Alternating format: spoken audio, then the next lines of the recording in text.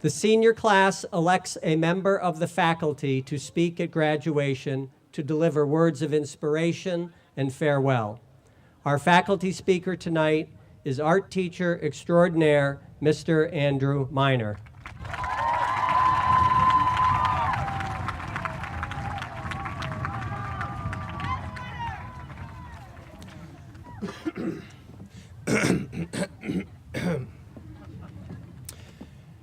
Congratulations, class of 2016.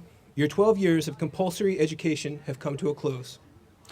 I am so honored to stand before you and deliver your final learning target. I'm also proud to have been chosen by such an exceptional group of Farmington students. I regret not having had the chance to work with all of you. But for those of you who I taught and then saw fit to vote for me, I am so grateful for you giving me the highlight of my career. For those of you who do not know who I am or do not enjoy my speech, remember this as a good reason to not only vote, but organize and participate in local, state, and federal elections. Additionally, this honor is not only a first for me, but for the FHS Art Department, which only further humbles me, especially considering the many more distinguished, attractive, and well-spoken faculty you could have chosen. Again, and sincerely, thank you. In crafting this speech, I read some of the recent graduation and commencement speeches delivered by famously smart people. I think I can sum up the remarks of their speech writers thusly: you should have dreams. You should follow said dreams. You should ignore the trolls and the haters. Be the change you want to see, as opposed to the loose change trapped in your parents' couch. Apparently, you need 10,000 hours of deliberate practice. You should have grit. Be gritty. Maybe like the irritant that forms a pearl inside of an oyster at the beach, as opposed to the grit that forms within your swimsuit at the beach.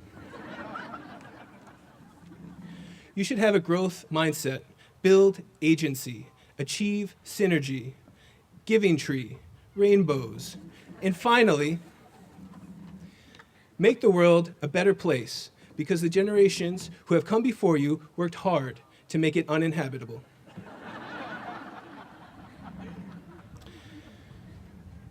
With these tropes out of the way, I shall now move on to the substantive portion of my comments, starting with some advice for you, the parents. In the coming months, you will experience the gradual separation from your child as they continue their transition to adulthood. I have witnessed your children in action, and I am confident that they will find success in the world. I only hope that your expectations are flexible enough to be coextensive with the success that they find. Let me give you the advice I mentioned earlier that may help during this difficult time. Dream big for what you will do with all your newly available bedroom and extra closet space. I recommend something outside the norm, like creating a Himalayan salt cave in their former bedroom, where you meditate on your child's future as the Himalayan salt releases negative ions that allegedly remove stress and purify your body. Or ignore your child's protests at their recent eviction while floating within your soundproof sensory deprivation tank. For the more conservative parent, your new room could house your Pinterest-fueled craft adventures or a small putting green with water feature to reduce your golf handicap. I can only trust that you will find your way forward during the redecoration process. Now, dear graduates, put your phones down for a second, and let me give you a little advice. Assume that your plans will change for circumstances beyond your control. This is why you need to keep flexible long-term goals and focused short-term goals. For example, in the late 1900s, I was attending UConn's art program in Storrs when I decided to cut my beautiful, flowing, waist-length hair and bushy beard to join the U.S. Army National Guard. I thought it was a fair trade to spend a few weeks and weekends in Army fatigues in exchange for some help paying for my art education. Well, I signed my papers in July, and I was scheduled to report to Fort Sill, Oklahoma for basic training in September. 2 days before I reported to Fort Sill, the Twin Towers in New York City fell. Needless to say, my immediate plans changed as the world changed. But it was my long-term commitment to the visual arts that saw me through the unforeseen, the uncertainty, and new and unexpected realities. My time in the military was humble and very safe compared to the sacrifice made by others. But I gained insight into the concept of service, of serving my country. And I spent a lot of time on duty thinking about what that meant as our country descended into conflicts that still lack a clear conclusion. I asked myself then, and when I have difficult decisions now, who do I serve? And who will I serve in the future? I want you to ask yourself those questions, but not now. Somewhere between 23 and 30 years old, you will grapple with the dreaded quarter-life crisis.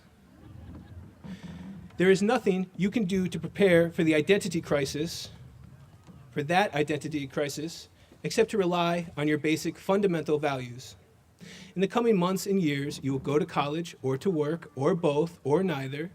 You will complete a college degree or have kids or simply just find yourself as an adult with responsibilities. That moment, with the supports of your schooling and parents diminishing or gone, you will look around and have no idea what you're doing or why you're doing it. At that moment, ask yourself, who do I serve and who will I serve in the future? Do you want to merely service your college debt in a job that earns enough money, or will you serve something greater than your own needs? How can you apply your passions and unique abilities to serve your family, to serve those less fortunate, to serve a constituency, to serve innovation that benefits humanity, to serve a greater cause than mere self-service? You only have one life to impart some decency to the world. And if you frame your decisions around goals that benefit more than yourself, then you will achieve something to be proud of. There were people who doubted my own life choices, like going to college for an art degree, joining the military, my first professional job as a social worker, then becoming an art teacher, and throughout it all, refusing to trim my eyebrows. The person who doubted me the most has been myself. However, when I focus my actions and career goals to serve a greater good, then I have a reason to get out of bed in the morning, to overcome the challenges and the setbacks, to try and turn back the tide of apathy. If you've fallen asleep at this point, listen to this last piece. Every last one of you has something to offer in the service of the greater good. And in doing so, you will find purpose and meaning in a life that we cannot predict. If or when your quarter-life crisis hits, don't forget us here at FHS. Reach out to your former teachers. We would love to hear from you, to offer support and sympathize with something we all deal with. If you email or visit me, I promise that I won't say I told you so. Good luck, class of 2016. The world awaits your thunder.